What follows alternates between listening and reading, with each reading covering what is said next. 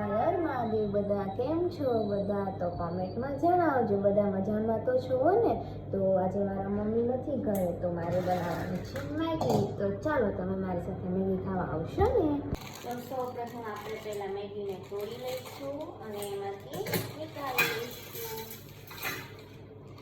અને આ રીતે કટ કરી નાખશું. માજી રોટી કાચી થઈ જાય.